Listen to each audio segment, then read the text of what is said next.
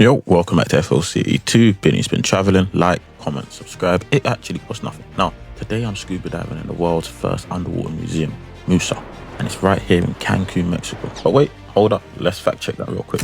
MUSA is massive. It's got 500 sculptures. It opened in 2010. It's got actual museum vibes, but the actual OG is in Grenada.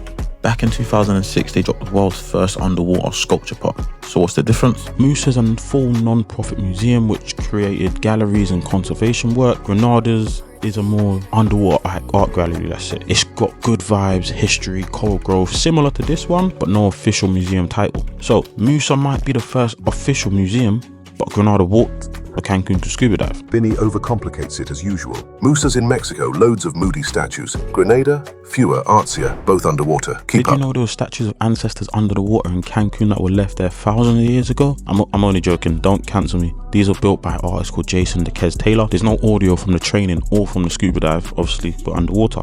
But this was the first time I ever did a full training session in a pool. And I can't lie to you, it's the safest way I've ever learned scuba diving. You mess up, you just pop to the surface, no panic, just vibes. I guess it's just smooth and more comfortable. When we started, I told the instructor I had done scuba diving before, so he focused more on the lady beside me. She had never done it before. I had, so I was a bit more patterned. Oh, sorry, Michael Phelps. Binny's here, all professional with no certificate. Now, I had to show him I knew how to equalize. This is equalizing. You pinch your nose, you blow gently, your ears pop. You've now equalized. You may need to do this more than once, depending on how your ears feel. You'll be the judge of that. Equalizing helps when you're descending into the water.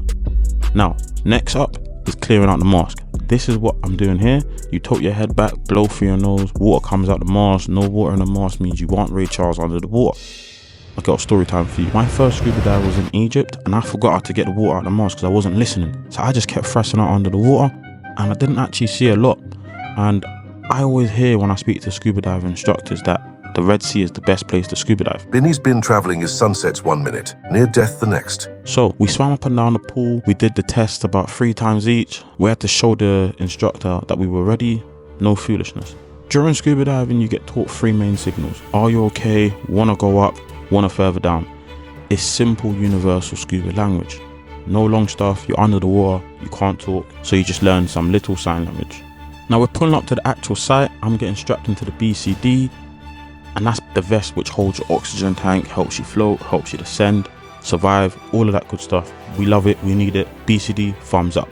Controlling the BCD while swimming, it's not difficult, it's just annoying. So usually I just let the instructor handle that.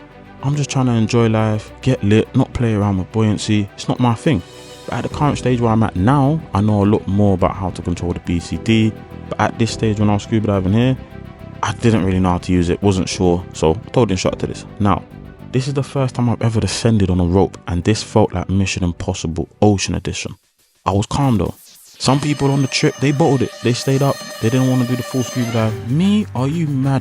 I was ready to meet Poseidon. So when I get to the bottom, the instructor clocks, yo, this guy's actually cool, he knows what he's doing. The rest were rattled, so he left me at the bottom of the ocean. It's not actually the bottom, obviously. And he swam back to the top to check if they was alright. They ended up doing snorkeling. Me, I was straight in the deep end. You can see, look, I'm here waiting. He went back to check on the people. I said, bro, listen, cut, I got this. So here we are, MUSA, the first underwater museum, statues everywhere. And then out of nowhere is that Herbie. That's actually Herbie, I lie. There's an actual Volkswagen under the water. Is this Top Gear Atlantis? I don't know what's going on. So I went here blindly. I'll be completely honest. But then after the dive, I done my research. I gotta do some research on another shit. These statues were designed by an artist called deCaires, and it was designed to help coral growth and protect the reefs. You know, the artist, he wanted to give divers something to see without ruining natural coral. So, big up to him. Environmental vibes, doesn't get better than that. I respect it. The water was crystal clear here as well. I'll be honest, you could see every single detail on the fish. There weren't loads of them, but the ones I did see, I could see the whole color and everything. I'll be honest, I was hoping to see Lola from Shark Talk. No luck though, but still, it was proper good. Now, some of the statues look like people praying, looks like an Islamic prayer. I'm not too sure. Either way, some powerful stuff. And yes, of course, yeah, elephant in the room. Scuba diving is definitely dangerous. I will never sugarcoat it. You're breathing through a regulator, depending on the equipment, depending on the water, depending on the instructor. There's many variables of failure here. But if you move smart, you stay calm, You stay peaceful, you don't panic. It is one of the best things you can do. You don't have to do it more than once. I just like doing it more than once. You can just do it just to gain experience. But also, when it's your time, I believe it's your time. So, you know, Mother Nature, you can't control that.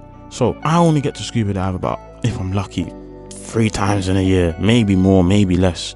I don't know. But every single time I scuba dive in different countries, it hits different. Different waters, different creatures, different energy, different views. But the feeling is always magical. I'm not lying.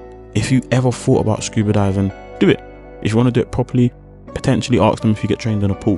The pool training was the best training I have ever done. All you really need is clear waters, good instructors, make sure you're listening.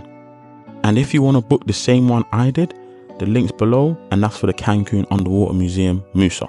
And if you want the full Mexican madness and you get to actually see what I've done in Cancun, watch the full Cancun vlog, part 1, part 2.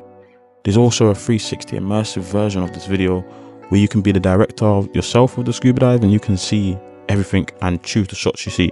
Go watch the video, like, comment, subscribe if you like these kind of videos. I've got more coming.